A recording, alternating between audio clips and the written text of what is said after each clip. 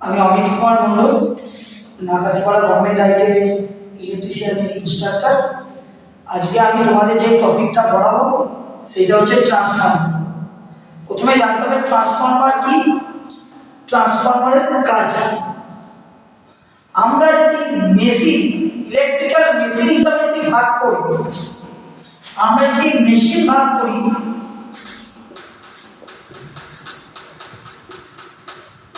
Machine হচ্ছে দু ধরনের।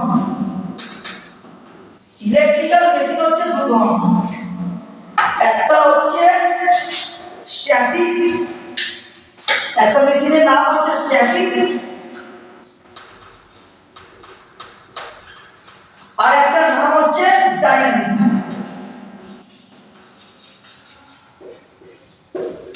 স্ট্যাটিক কাদের বলে?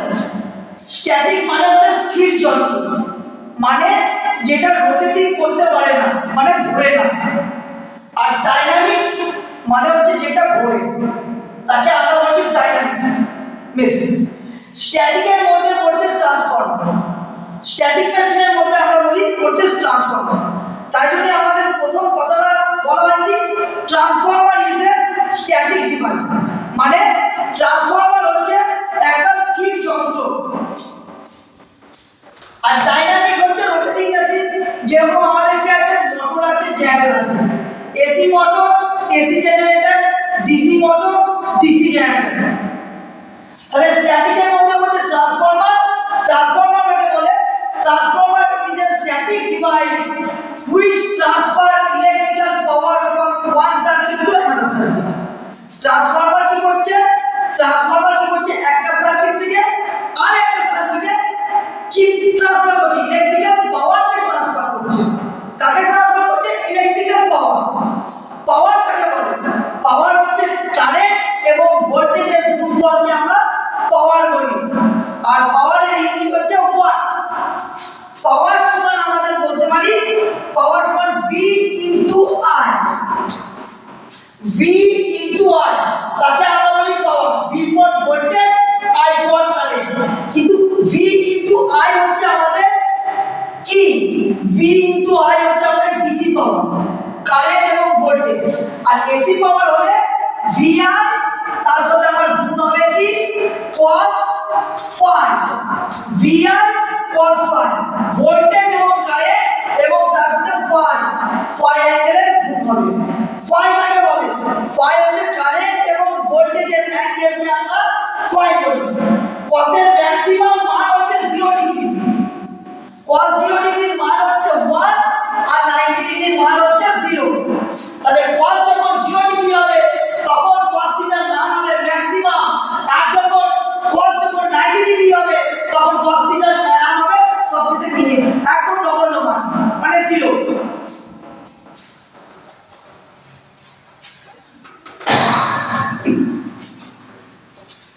তাহলে ট্রান্সফর্মার হচ্ছে আমাদের স্ট্যাটিক ডিভাইস।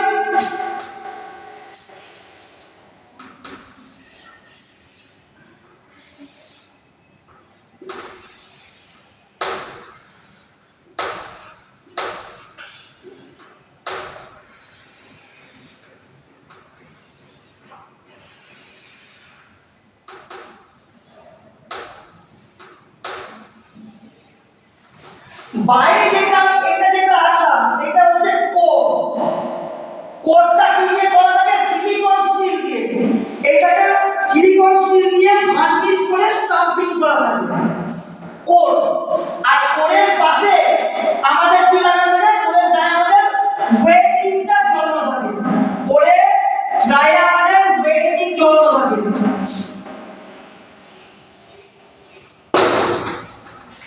কোরের গায়ে আমাদের ওয়েল্ডিং ঝোলানো থাকছে।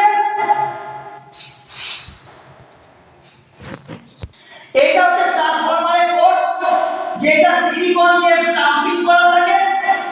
আর এইগুলোকে হচ্ছে আমাদের coil, coil of A transformer.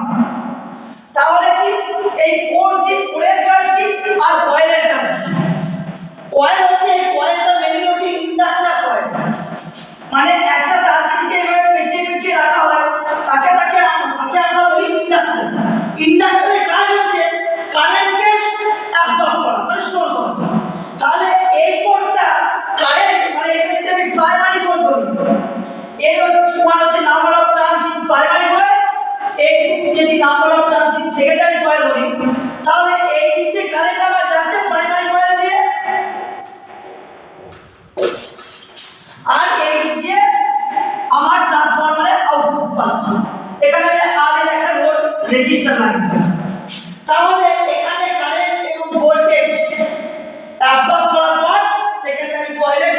খালি মাঠ। আর এই যে কোডটা, এই কোডের মধ্যে আমাদের ফ্লাক্স পাস হচ্ছে, পাসিং ফ্লাক্স। ফ্লাক্সের ইউনিট কি আমরা জানি ওয়েবার।